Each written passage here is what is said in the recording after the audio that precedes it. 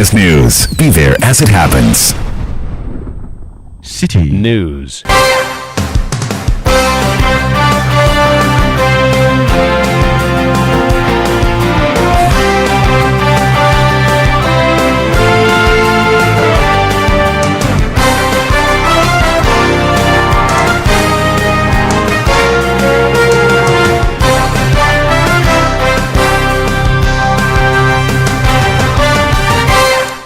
It's 17:30 GMT. This is the Election Bureau. Hello and welcome to Eyewitness News on 97.3 Citi FM.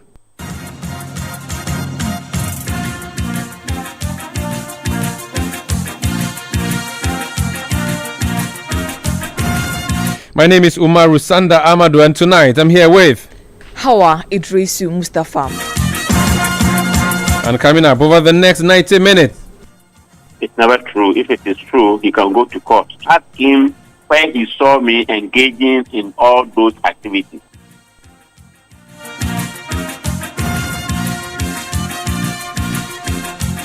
President of the National House of Chiefs, dares NDC Chairman Johnson Asedun Ketia to go to court over claims he's doing the bidding of the NPP.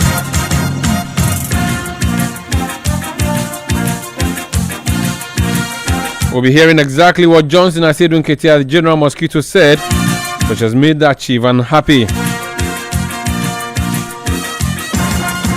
Also coming up on Eyewitness News. Afenyo Makin is the bona fide leader of parliament. He is the majority leader of parliament. And MPP remains the majority caucus. The battle over who sits on which side of the House of Parliament continues in the Supreme Court. Alexander Afenyo-Makin insisting that he is a majority leader. The Supreme Court has set tomorrow to decide completely what is going to pertain over that plan to declare 4 seats vacant. Meanwhile, he is unhappy with how his side is being treated in the House by the Speaker. I don't just jump the gun. I don't just get up to say things. MPP in Parliament is bleeding. We have gone through too much hell in the hands of Mr. Speaker. We just don't talk about it.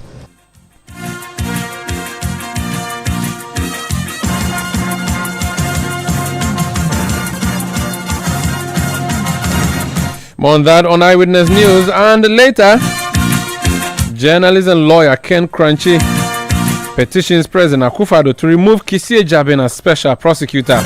The petition has since been forwarded to the Chief Justice to determine if there's a prima facie case.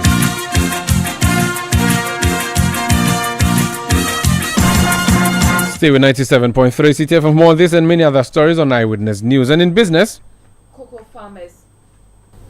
Cocoa farmers target recent increase in producer price as politically motivated. That's in 15 minutes from the Citi Business Desk. Eyewitness News is live across Ghana on a number of affiliate stations, including in the Northeast region on Nobia 98.1 FM, in Nalerigu, in the Upper East region on Quality 88.7 FM in Garu, in the Northern region on Radio Gaki 88.3 FM in Saboba. In the Volta region, we are on Heritage 107.3 FM in Hohwe. We are also in the Volta region on Freedom 88.1 FM in Soga Copper. In the Ashanti region, we're on Adwinpa 99.9 FM in Nkawie. In the Bono region, we're on Greener 95.9 FM in Sunyani. In the Western region, we're on Adwinpa 100.7 FM in Takwa and Beach 105.5 FM in Takoradi. We are also live on citinewsroom.com. That's our website. And we are on Facebook and YouTube. Just look for the Citi FM handle.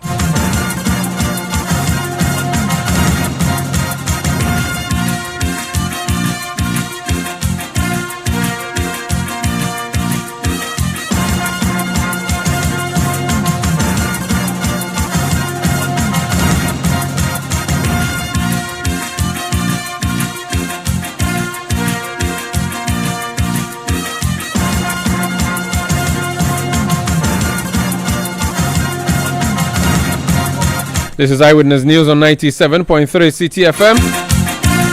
My name is Umaru Sanda Amadu. Here is the Election Bureau.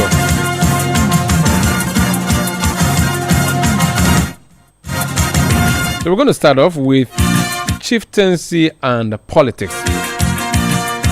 By the Constitution, chiefs are not supposed to take part in partisan politics.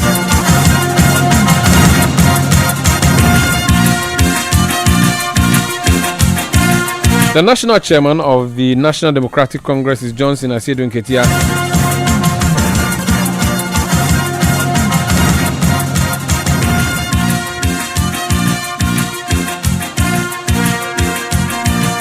On the campaign trail, Johnson Asiedu Nketia, also known as General Mosquito, launched into the National House of Chiefs and its president, Nana Ojiahoho Yao JB II, and accused him of engaging in partisan politics, specifically supporting the NPP. Let's listen to what Johnson Asiedu Nketia said.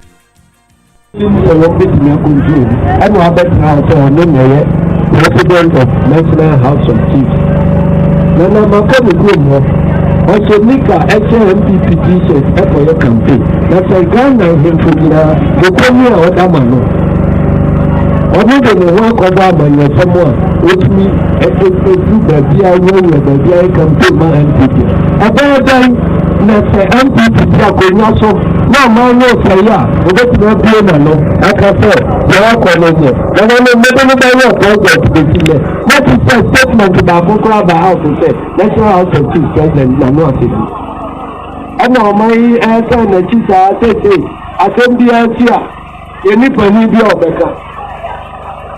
Like a House of Chiefs, I think you want to know I'm young to say. You know, I know me, Opia, tomorrow morning here. Gandamo Echo to Parliamentary. I think another House of Chiefs for so MPP NDC one is speaker one. Number 20. Because I have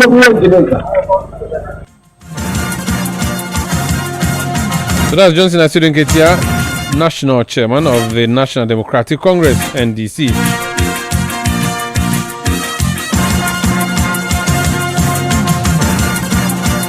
That statement did not go down well with the president of the House of Chiefs, Nana Ojiahoho Yao JB II. Let's listen to his reaction to that. It's never true. If it is true, he can go to court. He can go to report with the Supreme Court has come up with guidelines, Bananum. And so if the president of the National House of Chiefs is seen wearing a particular party's paraphernalia or campaigning for a particular party, he can take me to the police or to court. Ask him where he saw me engaging in all those activities, where he saw me wearing the party paraphernalia. Every average Ghanaian now holds a cell phone. So when he sees those things, you take the picture and show it to the whole world.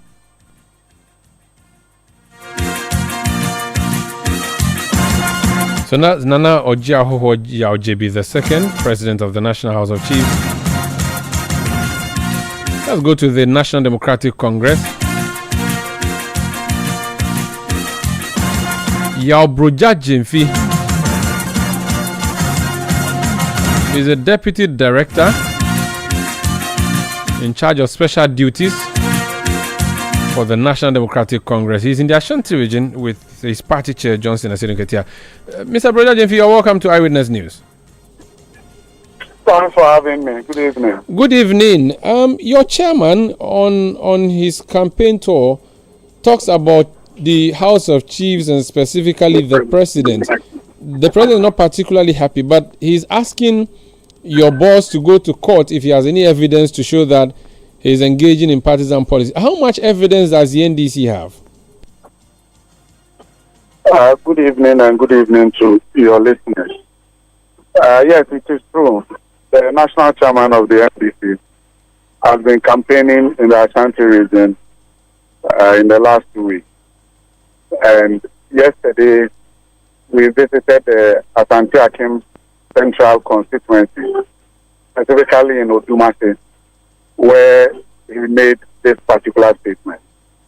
And so I can confirm to you that the national chairman said that. And he backed it by saying that he pictorial and video evidence of the NPP in the Western North region. I lost you briefly there. You said that your chairman mentioned about pictorial evidence. If you could just repeat that sentence. Yes, he said that he has evidence of the President of the National House of Chiefs campaigning for the NPP in the Western North region. And he mentioned in the Bieni and Yasu constituency. So I can confirm to you that the national chairman said that. Okay. Now the President of the House of Chiefs says that is untrue and that we are in the age of technology. There are so many mobile phones. Where are the pictures? Thankfully, you have said that there's pictorial evidence according to what your chairman said. Now, picture no way. Well, I think that once he has thrown in the challenge, the national chairman will respond to it. So the rest assured that the national chairman will respond to it. This matter is not going to die because it is important that our chiefs stay neutral and do not participate in active partisan politics as stipulated in the 1992 Constitution. And you know that the Supreme Court has had the opportunity to interpret what active partisan politics means or active politics means. And that means that chiefs, no matter the status, whether paramount chief, divisional chief, must not, even candidates. And so this is a matter that I'm very sure will not die. The national chairman will respond to it. So the video or pictures will be coming out? I'm saying that the national chairman will respond to it. The rest assured. What about going to court? The chief is saying that it is unlawful for him to do what is claimed he has done. And that if your chairman is so minded, he should go to court and ensure that the law is enforced. Would he do that? Well, I don't know which particular law or offense that he's talking about. If it's about criminal prosecution, that lies in the doorstep of the Attorney General. And so I don't know in what capacity and under what conditions that he expects the national chairman to go to court. I think that he's denied it on your station. He's called for evidence to be shown. And I'm saying that the national chairman will respond to it. Very well. That aside, how has your chairman's campaign been so far? I'm made to understand you have been part of this campaign team. Yes, it's been very effective. Ashanti has been very, very receptive. And the message is drilling down. And we have seen that our opponents are panicking. We've been talking about how the NDC develops Ashanti anytime we are in government. We are also reminding the people of what President Mahama stands for, what he has done before, and what he intends to do when he wins power. We've been talking about how we are going to improve on the free SHS program, abolishing the double track system, realigning the corruption rating feeding system or a free. Hello? Hello? Mr. Broja Jemfi, can you hear me? I think we lost Broja Jemfi there.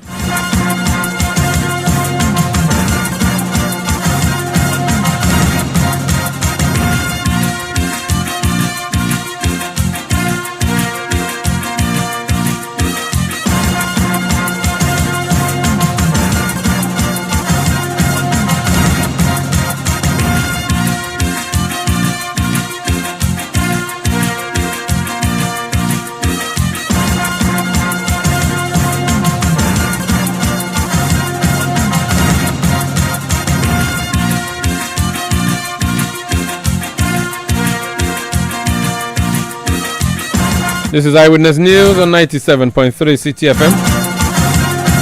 You're broadcasting from Accra, Ghana. Let me go back on the phone line. That interview truncated. Hopefully the line will be better now. Broja Jemfi, Deputy Director of Special Duties of the NDC. Mr. Jemfi, you were explaining to us how your opponents in the Ashanti region are panicking. The last time you said you were going to do so in Ashanti region, you promised to get 1 million votes. That would be very significant in the Ashanti region. Well, that never happened.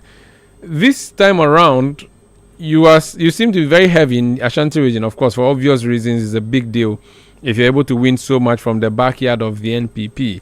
But would you truly say that the reception has been warm?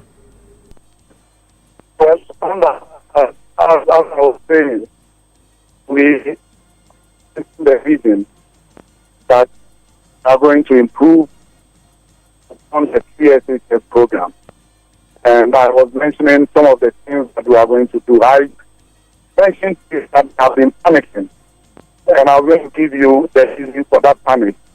Because the national chairman has been speaking to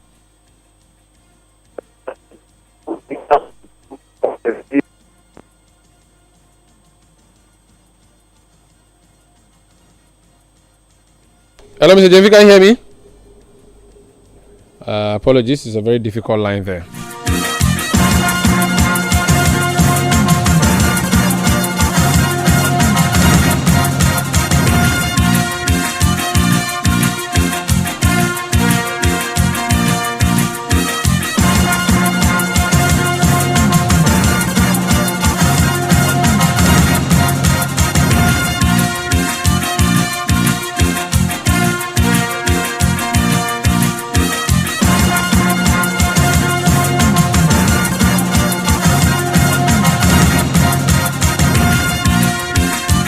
Mr. Broyanyefi, apologies, but the line is very bad. I believe you would be moving out and about in the Ashanti region, so that's why. So we lost you there. You can make the point so we proceed, sir.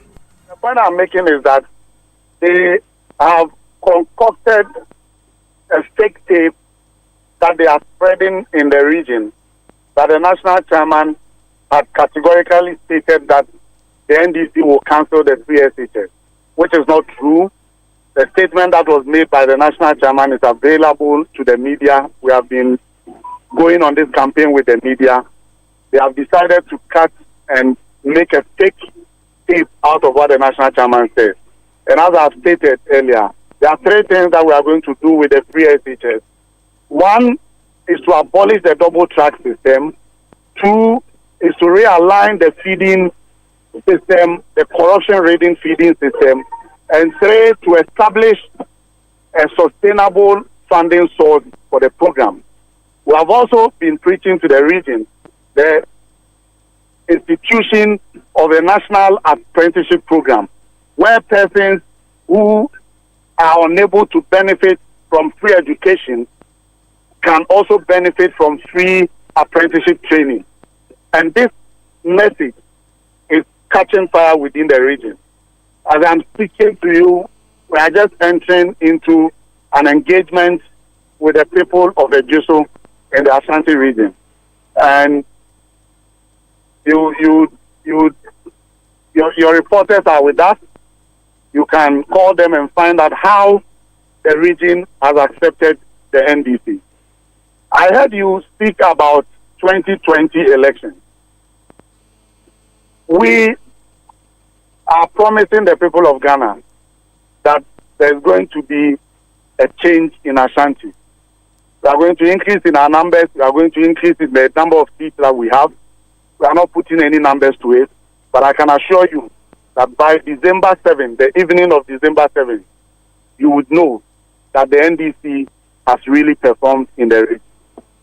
Do you have a figure you're working with this time around like you did in 2016? Strategically, we are not putting any figures out. Because you're afraid that you will not succeed like you did the last time. We are adding more parliamentary seats to the 4 that we have. And we are going to increase in terms of our presidential votes. That I can assure you.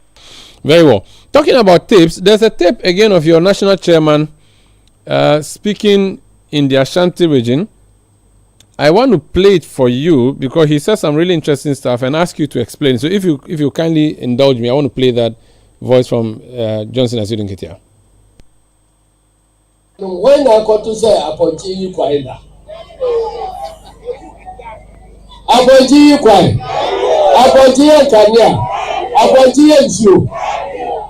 And then I was out there, my drama Aponji, you know, so I better then I'm quiet. Ẹnití sẹ́mu pé obi òye àkwáyé à pọ́ńtò mọ́ obi òye àkwáyé ẹnna mu amúni nípa òye àkwáyé wúyí president Mahama firi hɔ a obiara ni hɔ a òye àkwáyé wúyí president Mahama firi hɔ a obiara ni hɔ a òye àyànsábìá apá ɛwɔ Ghana ha ẹnití. Mo deɛ mo ni ehu no ɛna mo de bedi ho adansi NDC yɛn hyehyɛ ɛwɔ abonde ho ɛne sɛ. So Mr. Brojenvi, I guess the part that is raising eyebrows is where he talks about punching or sheep. I'm not sure if it's goat or sheep. What was your chairman trying to say that? Who are the goats? Well, there's a usual cliche in Ashanti region that this is a stronghold of the NPP, and that even when you tie the flag of the NPP around the neck of a goat, and that goat stands for election with a human being belonging to another party, that goat is going to win because that goat carries the colors of the NPP. And that is what the national chairman was responding to. That if you vote for a goat, goats cannot construct roads. That's a fact. Goats cannot provide potable drinking water. And goats cannot provide any infrastructure project. And so it is not about the colors of the party or about the NPP itself. You vote for development.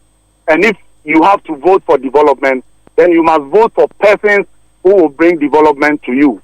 And that's why he continued by saying that if you want to vote for development, then you must vote for President Mahama. And so it's the usual cliche that he responded to. Very well. That's fair enough. Thank you so much. When is your chairman wrapping up his campaign in the Ashanti? Hello? I think I've lost Broja Jimfi there. He's Deputy Director of Special Duties of the National Democratic Congress.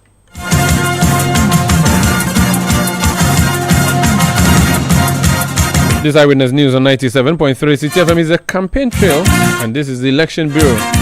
When we come back, we'll follow Dr. Mahmoud Bawumia's campaign. He is also in the Ashanti region.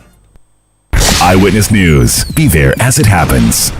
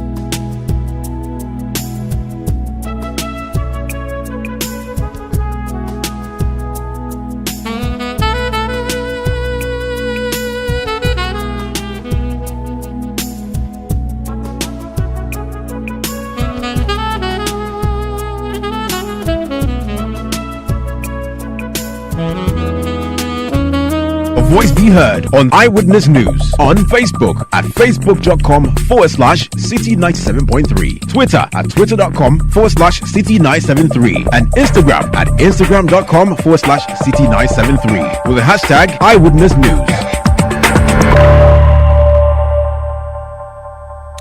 You're welcome back. This is Eyewitness News on 97.3 Citi FM. We are coming to you from Accra, Ghana. My name is Umaru Sanda Amadu, here with Hawa Idrisu, who is taking us back to the campaign trail. Dr. Mahmoud Bawumia, the presidential candidate of the NPP. Hawa? Now, the flag bearer of the NPP, Dr. Mahamudu Bawumia, says the government's achievements in the agricultural sector are unparalleled. He lists the Planting for Food and Jobs initiative and the increase in the price of cocoa as reasons for his assertion. Addressing constituents of Bekwai in the Ashanti region, Dr. Bawumia noted that government policies have led to Ghana ranking high on the Food Security Index in Africa.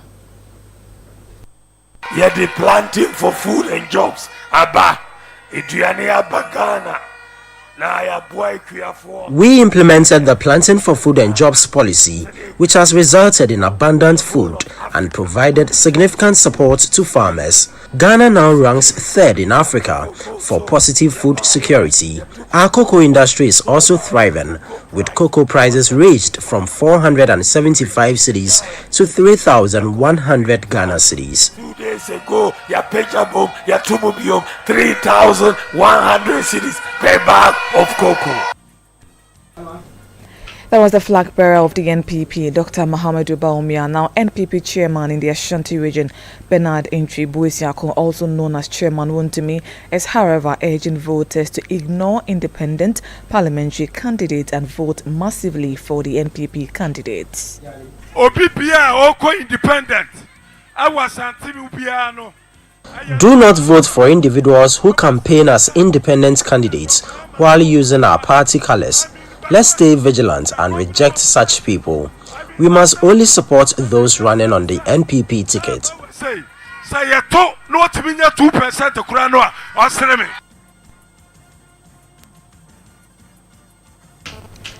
We had the NPP chairman in the Ashanti region, Bernard Entry Buesiako, also known as Chairman Wontumi.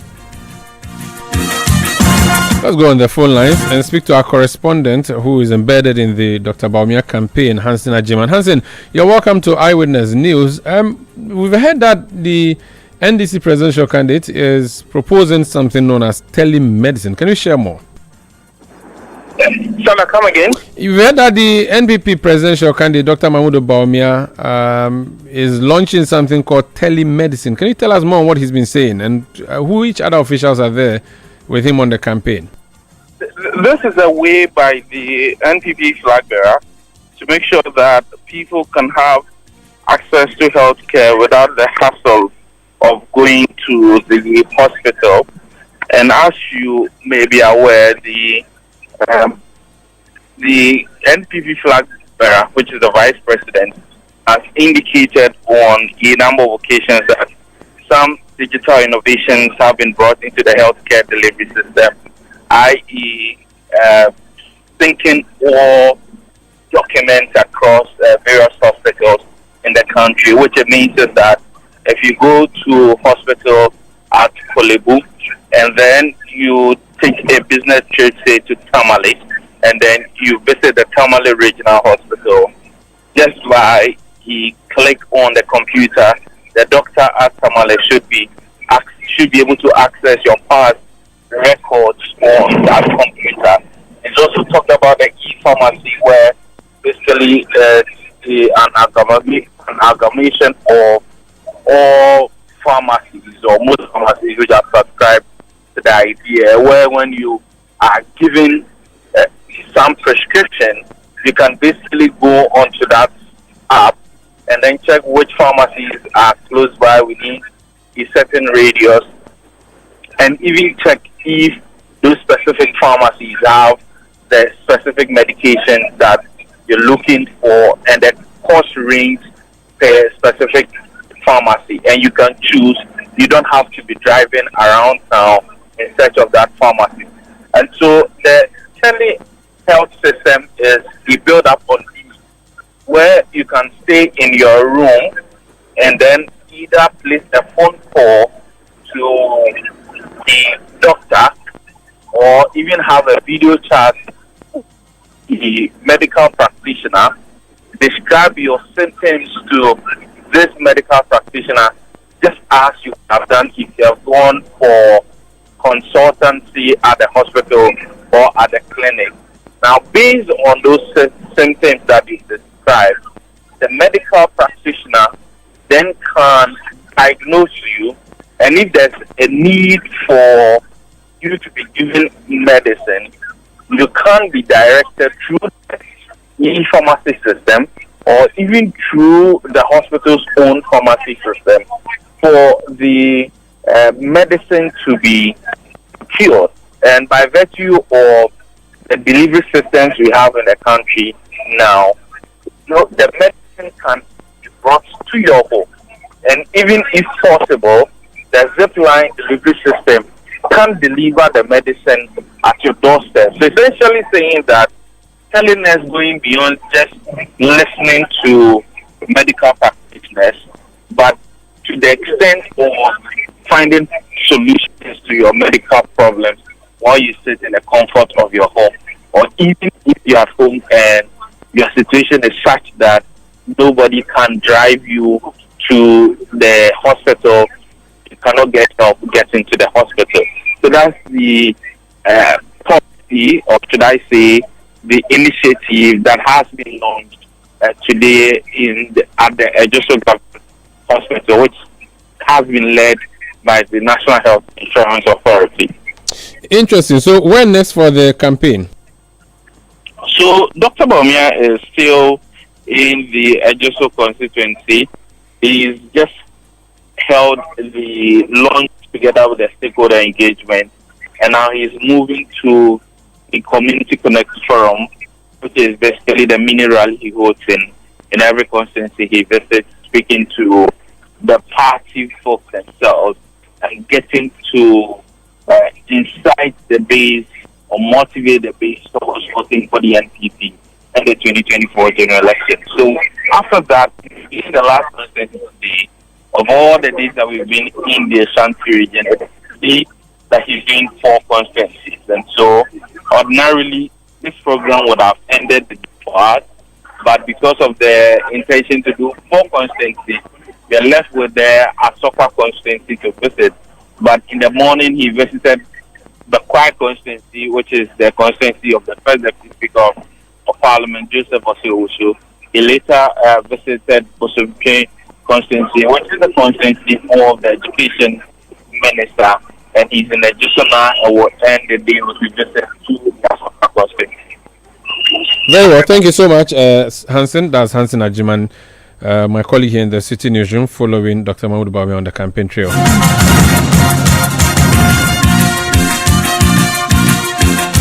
The NDC presidential candidate John Mahama is also in the Ashanti region. Before we tell you what he's been saying, let's connect it to what's been happening in the Supreme Court today, shall we? How? Now, the impasse court has scheduled tomorrow to deliver a landmark judgment on the disputed decision to declare 4 parliamentary seats vacant. Counsel for the Speaker of Parliament, Thaddeus Sori, did not appear in court as the Supreme Court prepared to deliver its ruling regarding this contested decision. At the last hearing, the Attorney General and Minister of Justice challenged the legality of Thaddeus Sori's continuous representation of the Speaker, citing a lack of approval from the Public Procurement Authority. Majority Leader in Parliament, Alexander Apenyomakin, addressed the press shortly after today's proceedings. For anybody to suggest that the majority was not reaching out, was not building consensus, that person was really getting it wrong. Because for a whole week, I know of prominent chiefs, very prominent and respected chiefs, who engaged my side and engaged Mr. Speaker and transmitted some communication to me. I won't mention their names.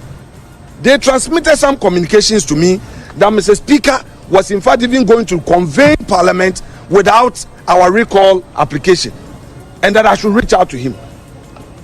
I went to his residence 2 occasions. They said he was not available.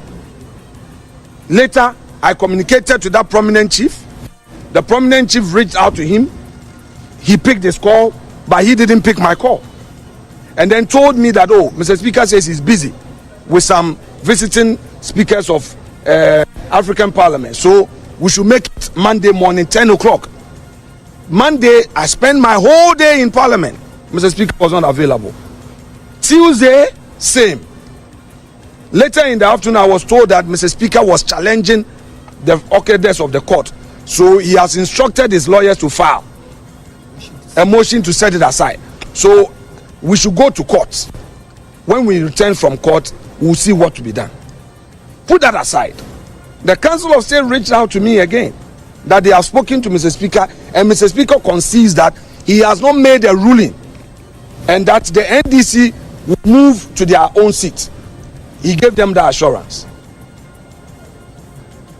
Council of State communicated that to us. We said, okay, if in all of these Mr. Speaker decides to resign, what should I do? I should go and sit on the minority seat? Spiritually, it's not even good. You have 3 weeks to election. I should go and sit on minority. Is that my seat? I won't dare sit there. I will never do it. I will never do it. That's not my rightful place. I should go to minority. Spiritually, make myself a minority person. No. And bind my colleagues. We won't do that. No MPP person will do that. In any event, we were privy to certain things that we cannot make public. That if our colleagues had entered the chamber to attempt to enforce their right, perhaps we wouldn't be here. So in fact, we are decent-minded people. Yes. We respect the courts. We respect the law. Our doors are open to Mr. Speaker's call. I repeat, our doors are open to Mr. Speaker's call. Political decisions are for common sense approach.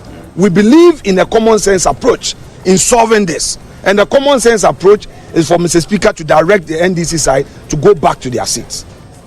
In fact, on Friday, a former majority leader who had engaged Mr. Speaker had told me that Mr. Speaker wanted to have a meeting with me. I went to his secretariat. Mr. Speaker saw me. And then he said, oh, he wants to meet the 2 leaders. I said, okay. I reached out to my colleague, Dr. Atufosin, that Mr. Speaker wanted to meet the 2 of us. Before I could say Jack, Mr. Speaker had moved his car and left. He had left. Atu also confirmed that Mr. Speaker said he wanted to meet us. Our phones are on. Mr. Speaker has several ways of reaching out to me, either directly by his call or his aides. My phone is on. I have not received any call. I am a centrist politician. I'm a moderate politician. I'm not an extremist. I believe in consensus building. Those who know me in Parliament know how I do my politics. I don't just jump the gun. I don't just get up to say things. MPP in Parliament is bleeding. We have gone through too much hell in the hands of Mr. Speaker. We just don't talk about it. We've managed the situation for far too long. And at this point, we would call on him, Mr. Speaker, that let us end the 8th Parliament on a very happy and a very good note. Let's work together.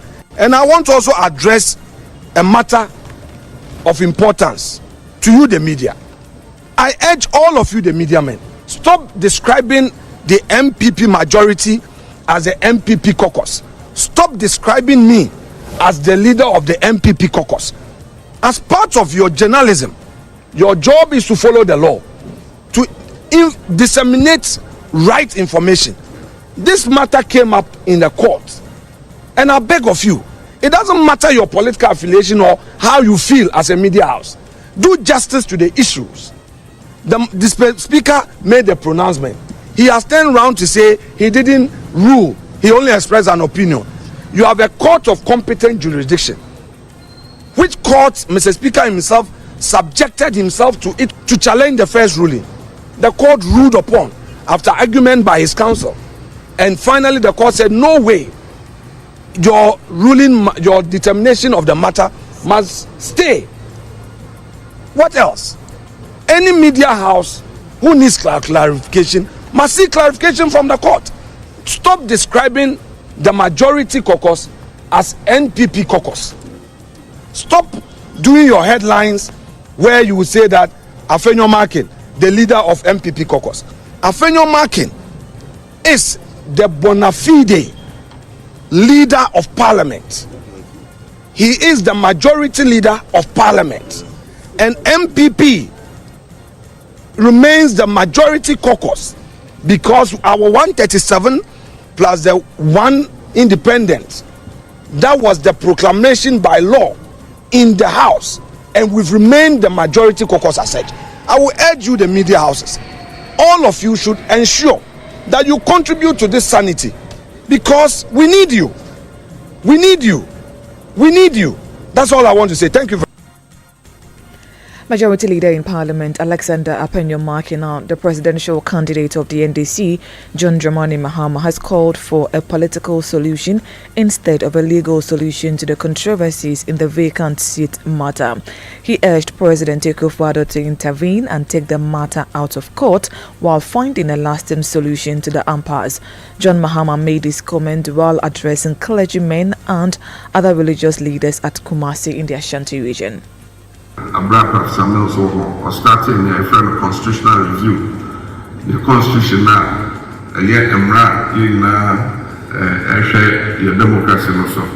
And you might be to me say, I was say, ye chinchim the kaka, na etimi Emra, etimi trade mine.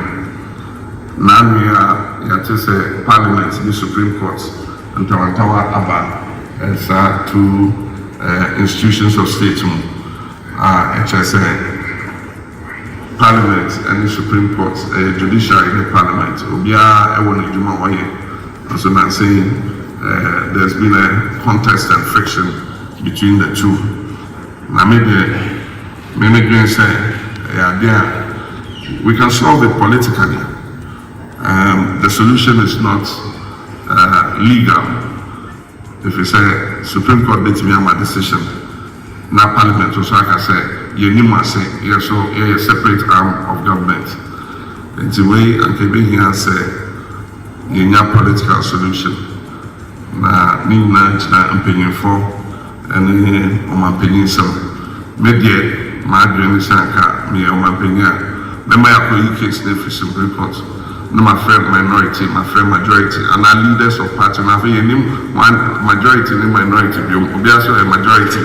Now my friend, leaders of two groups, and as of opinion, Council of State, and the Speaker of Parliament, I can say. No, you say how much last year, a solution to a semi council. And so send a better NC biom no, and was here a constitution biom. If you say, and you many people who are clear, a bill swap, or be better say, no mature say, no mature constitution,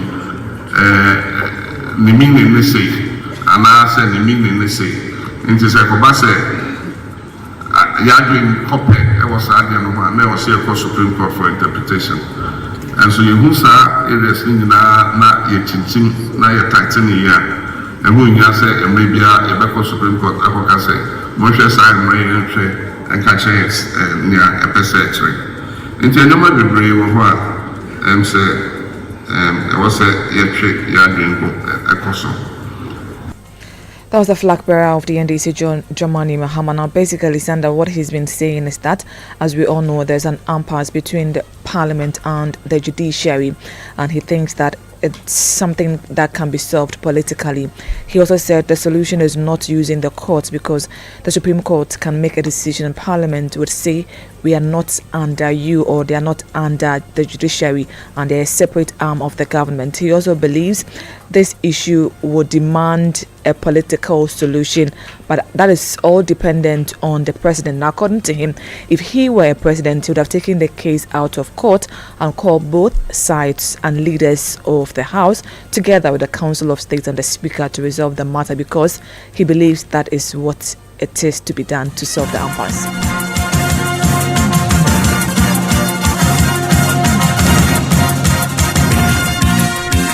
This is Eyewitness News on 97.3 Citi FM.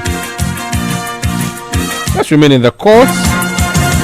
Go to the Western region. Sekondi, the High Court sitting in Sekondi, has made a pronouncement which would have an impact on the Amenfi Central constituency elections on December 7th. Recall that the NDC's Joanna Jan Kujo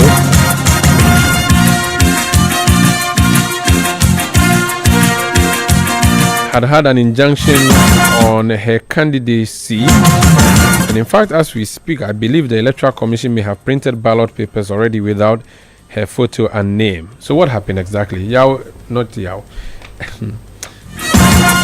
Eduji Kujo Tamaklo is lawyer for Joanna Jan Kujo. He is also the director of legal affairs of the National Democratic Congress. He was in court in Sekondi today. He's joined us on the line. Sir, you're welcome to Eyewitness News. Yeah, Umaru. Good evening and good evening to your listeners. Good evening to you. Congratulations on the victory in Sekondi, but tell us what the consequence of that is, because we recall that you had applied for an injunction on the printing of the ballot and the notice of poll. The court disregarded that decision, that request of yours. I believe the printing has already been done. What happens now? Okay, if I may know the basis of your belief. Sorry, say that again. The ballots have been printed already. Sorry, say that again.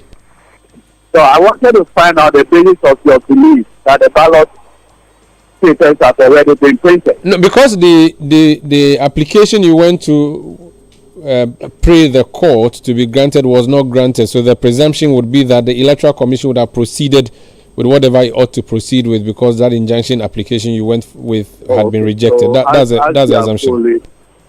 So as you are fully aware, the very day we went to the court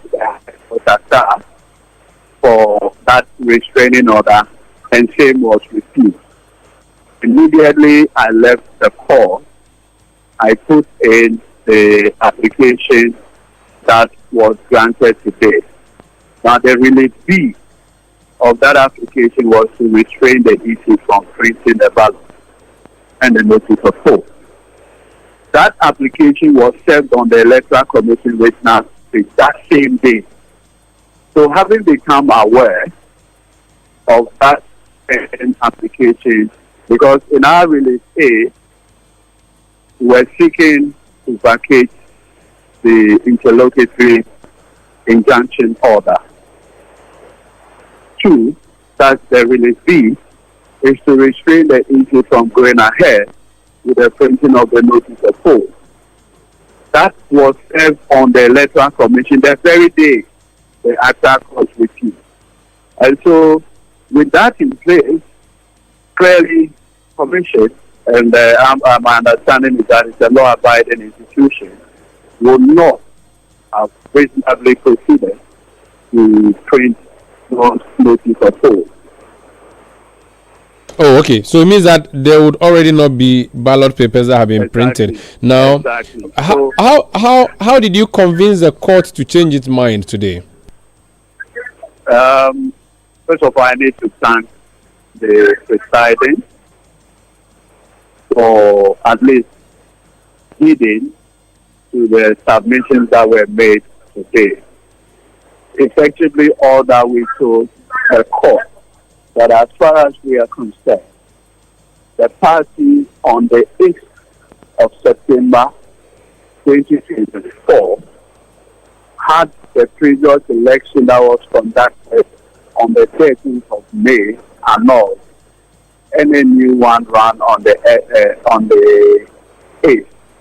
In the circumstance, we pleaded with the court that there had been a substantial difference in the process, or what you call special circumstance, and that the court, we pleaded, should have a look at it.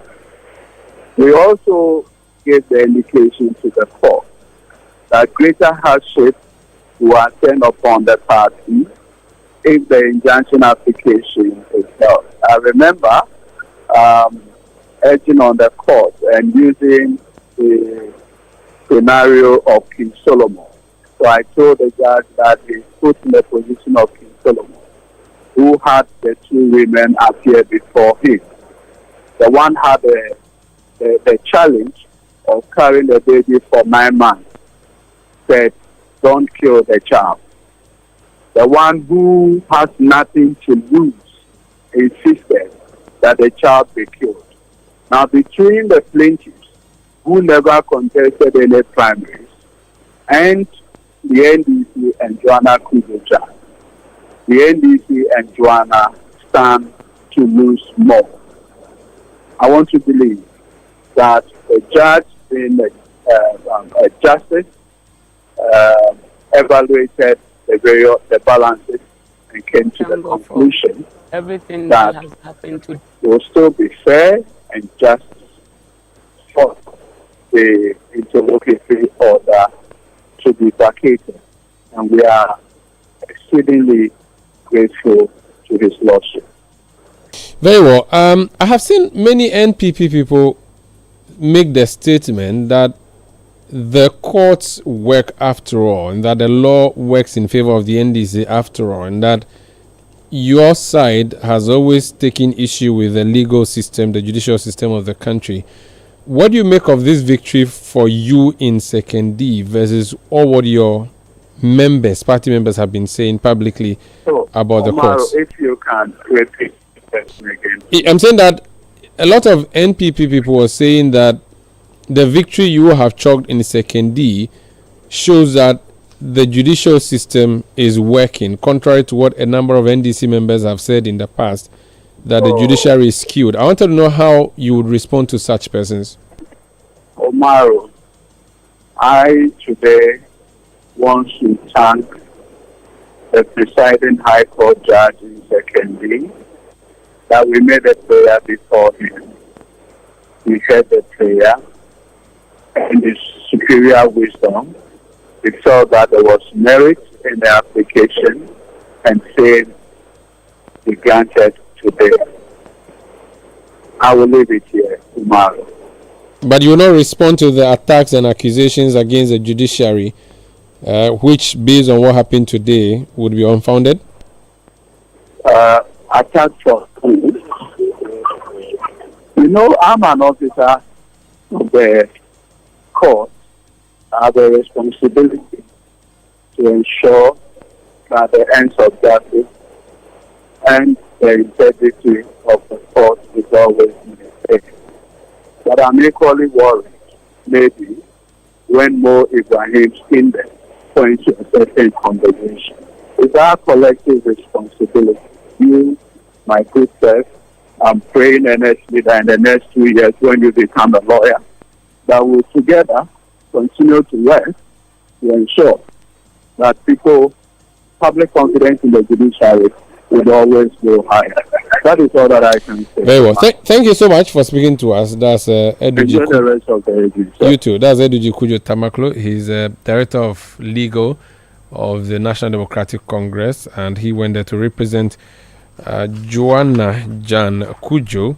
She's the NDC parliamentary candidate for Memphis Central. She nearly got disqualified from contesting the election, but from what has happened today, she's going to be on the ballot. Let's listen to her.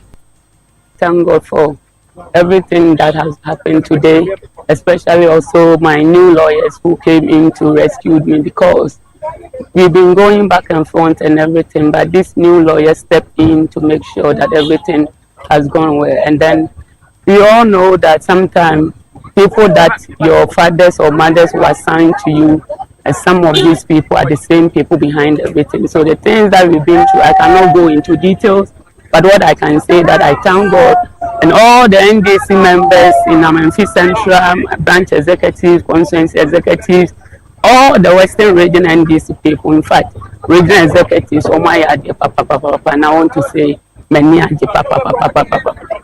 What's your message to constituents who have been waiting to see you on the sheet of the ballot paper so that they can vote for you?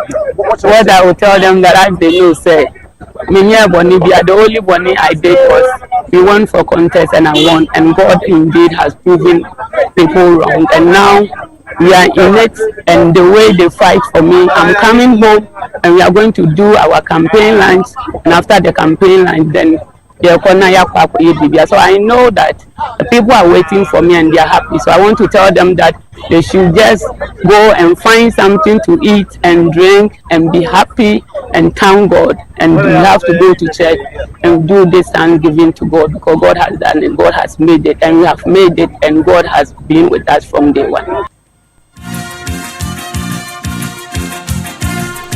So that's Joanna Jan Kojo. She's the NDC parliamentary candidate for Memphis Central.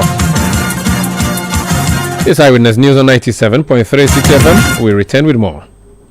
Eyewitness News. Be there as it happens.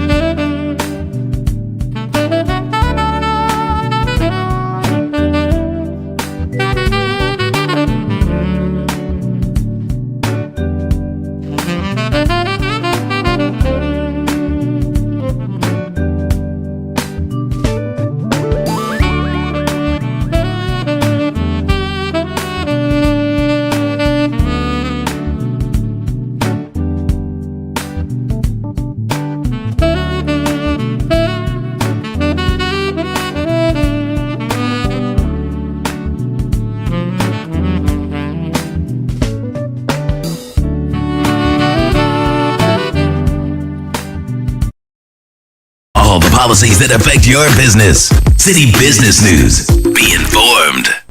Time now for Citi Business News on Eyewitness News. My name is Hawa Idrisu Mustafa. Details of our stories now.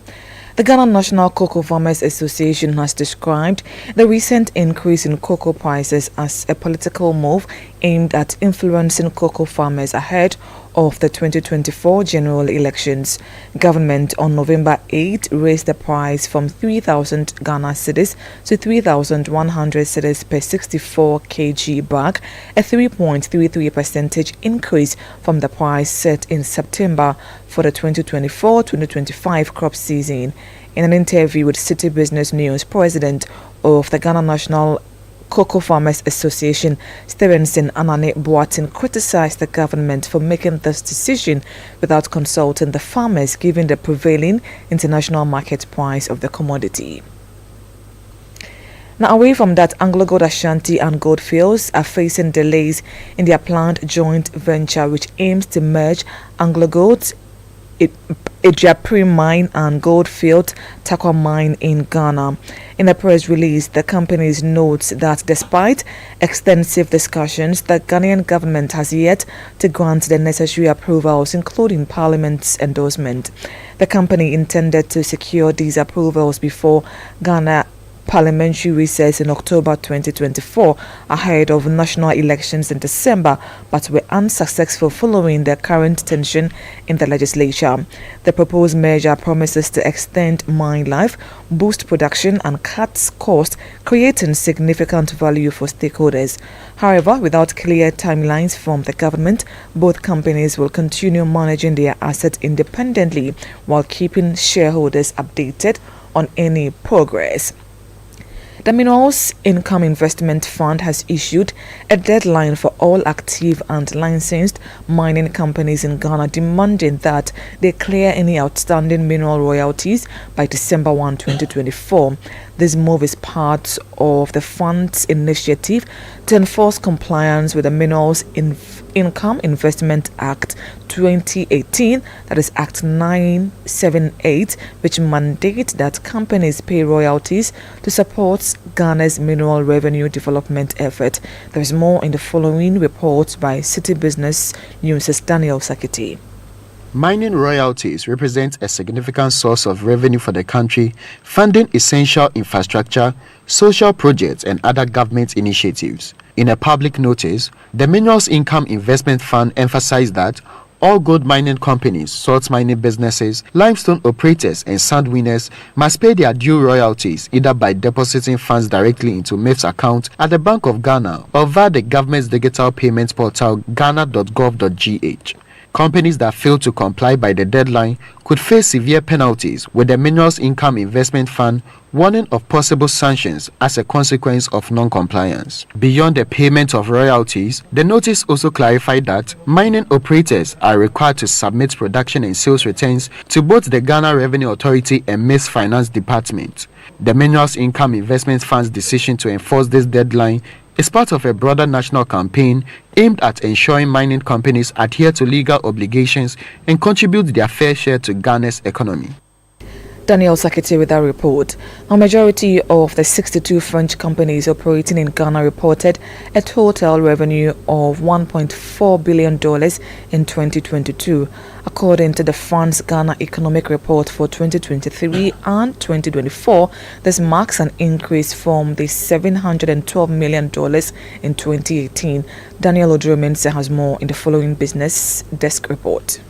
Revenue growth from 2018 to 2022 has been fluctuating. The report indicates that in 2019, total revenue for French companies dropped to $607 million, a decline from 2018.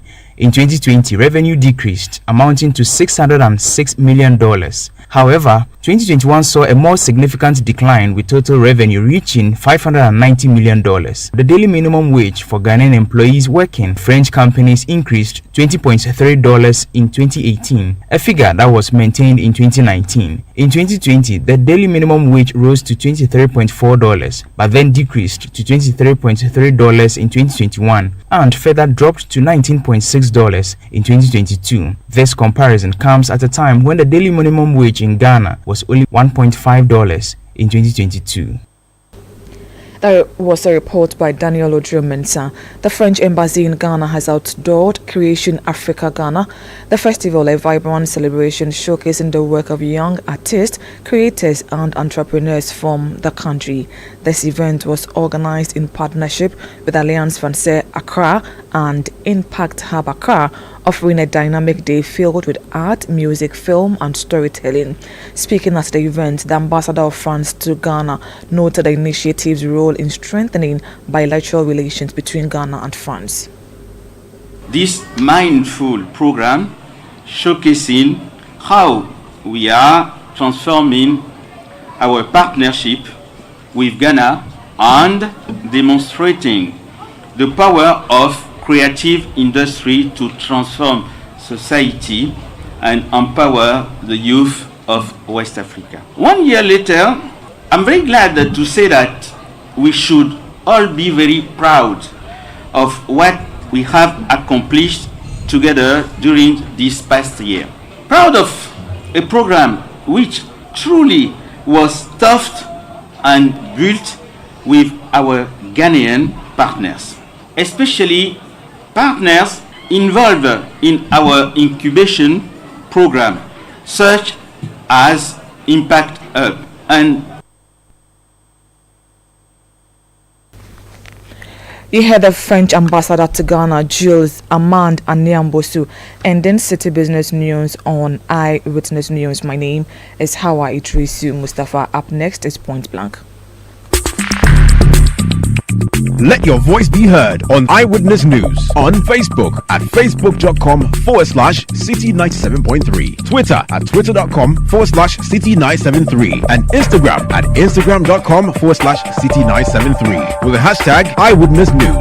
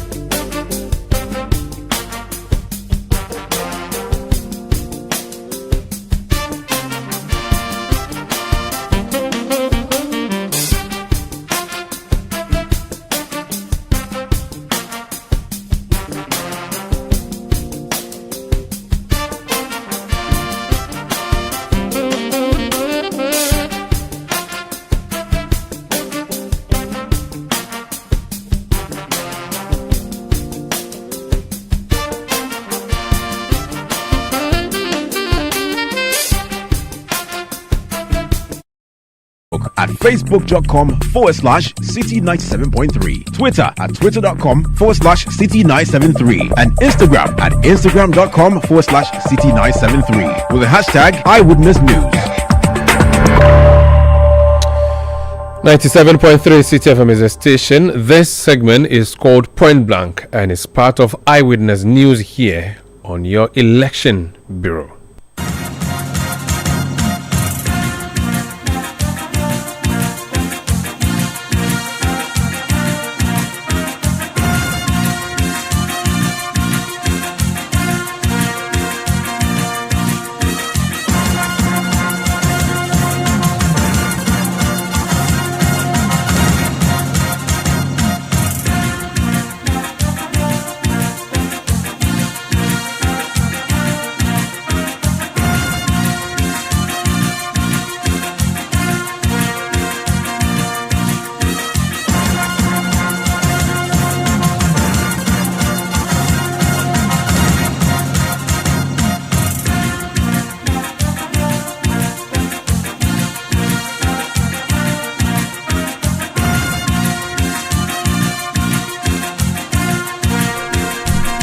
This is Point Blank on Eyewitness News. Tonight on Point Blank, we are looking at the Office of Special Prosecutor. That office was promised by Nana Addo Dankwa Akufo-Addo when he was a candidate, and when he became president, he created the office. Some powers of the Attorney General under Article 88 of the 1992 Constitution were hived off and given to this new creation called the Special Prosecutor's Office. The first special prosecutor appointed was Martin Alamisi Benz Kaizamidu. Resigned, accusing the president of condoning corruption, the very thing that the office was created to fight. After some time, the president appointed a new person to head that particular institution, criminal law lecturer Kisie Jabin. A few years into office, Kisie Jabin now is at the center of controversy. There's a petition that has been sent to the president by a member of the New Patriotic Party, a journalist who edits the Searchlight newspaper, and a lawyer, Kenneth Eje Kranche. He has petitioned the president asking that Kisie Jabin be removed as special prosecutor. The president has since replied saying, in line with what the law dictates, he has forwarded the petition to the Chief Justice for determination whether or not there's anything on face value, what the lawyers call prima facie, any merit to that case. Kennedy Crunchy has joined me on the line. You're welcome to Eyewitness News, sir. Good evening, Umaru. So, the Office of Special Prosecutor has been through turbulent times. Now, it appears you want to, disturb the office even further with this petition of yours. You've talked about FBI agents coming to investigate or question officers of the Office of Special Prosecutor and all. I don't know if you are doing this as a journalist, as a member of the New Patriotic Party, or as a lawyer. What's your interest? Well, thank you very much, Umaru. Thank you for this opportunity to speak on your radio station. To begin with, I think it is widely known, very, very widely known, and I really wonder why you do not know, that I am not a member of the New Patriotic Party. I'm not a member of the New Patriotic Party. Oh, I knew that you had issues with them at the parliamentary level when you contested the Okaikwe North constituency. I also know that you were not happy, but forgive me, I didn't know you had left the party. I just thought you had planned to run independent. Yes, I had. The party constitution is quite clear. If you evince an interest to contest as an independent candidate, the party automatically expels you. So I am not a member of the New Patriotic Party. Sounds like what's happening in Parliament, doesn't it? It sounds like what is happening in Parliament. The party automatically, once you express that interest, the constitution is quite clear that once you express the interest, once you publicly step out and in this particular case, pick up nomination from there, you're automatically expelled. So for you, your other colleagues in the MPP who are planning to go independent, well, they are no more MPP members based on this reasoning of yours. The party's constitution is quite clear. I believe there are similar provisions in the constitution of the NDC as well. Once you decide to contest the party, you are no longer a member of the party. You're automatically expelled. Very well. Thank you for the clarification, and apologies for mislabeling you. Apology accepted. Now let's talk about why you want the OSP office destabilized and the head there removed. I do not want the office of the special prosecutor destabilized. I have filed the constitutional case in the Supreme Court, and that case is still with the Supreme Court registry, in which I have called for the total disbandment of the office of special prosecutor, because I believe that that office flies in the face of the 1992 Constitution in several aspects. For instance, that law provides that it shall not be subject to the control and oversight of any other person in Ghana. I think that is contrary to the 1992 Constitution, which makes the president the number one person, the person who makes sure that law is implemented in this country. That responsibility is given to the president. Every act that is passed by Parliament is supposed to be implemented by the executive. Hello, Ken. Can you hear me, Ken? Apologies, we lost Ken Crunchy.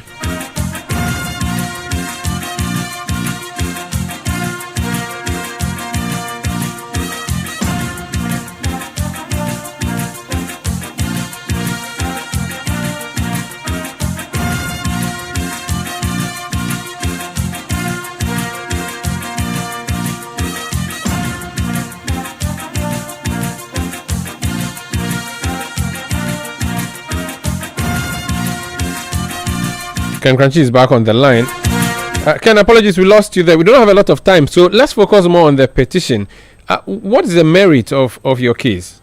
With regard to the petition, I really want to concentrate on the law aspect of it and the fact aspect of it. With the commentary, I'm not interested. Very well. What has happened is that the special prosecutor has had the Federal Bureau of Investigation to come down and to gather the data and to subject the staff of the OSP to what we call polygraph testing. This is not the first time that that exercise has been done in the office of OSP. In fact, it was done by Martin Amidu. In Martin Amidu's case, it was done by the NIB, the National Investigation Bureau or whatever. It was done by the NIB. In Mr. Kisei Jabin's case, it was conducted by the FBI. I have two concerns with that particular matter. First, when you want to gather data in Ghana, you have to go under the Data Commission Act. My argument is that the FBI cannot go under the Data Commission Act because it's a foreign agency. That is one. Number two is that I believe the persons who work at the OSP, their biodata constitutes national security asset, and therefore if you allow a foreign agency access to that particular biodata, you are in contravention of the Official Secrets Act. So those are the 2 points. So that if you are in contravention of the Data Commission Act and of the Official Secrets Act, then you are also in contravention of Section 54 of the OSP Act. So that is basically the petition. Those are the facts, and that is the law that are presented to the president. The president has written that he has received the petition. He says that he has forwarded it to the Chief Justice. The Chief Justice is enjoined under law to do certain things. I'm sure that she will do those things, and at the appropriate time, we shall hear of the decision that she has taken. So the petition has been forwarded. Your expectation is that what will happen?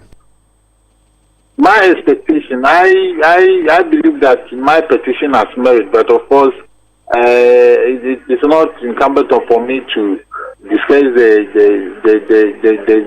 do's and don'ts of the petition. I have done what I believe I need to do as a nationalist, I forwarded to the president. The president has subsequently forwarded it to the Chief Justice. The Chief Justice is to establish whether there is a prima facie. You know, this thing has happened before. Mr. Martinala, Mr. Amidu sent a similar petition. The conclusion of the CJ was that there was no merit in that matter, that there was no prima facie. In my situation, I've offered a list of names that I say this thing was done to. I'm hoping that she established that there's a prima facie, and then I'm hoping that if there's a prima facie, the necessary committees will be set up, and then the conclusions will be arrived at. Very well, thank you so much for speaking to us, sir. I thank you very much, Umaru. I'm grateful for the opportunity. Annette, that's Ken Crunchy. He's a lawyer, journalist, editor of the Daily Searchlight newspaper, a former member of the NPP, at least for now. That would be it for Eyewitness News tonight. This segment, known as Point Blank, is brought to you by Kivo Pepe Moko Show. Kivo Pepe Moko Show. My name is Umaru Sanda Amadu. I did this with Hawa Idrisu Mustafa. Production by Kobina Wilson, Beverly London, and Sami Wiafi.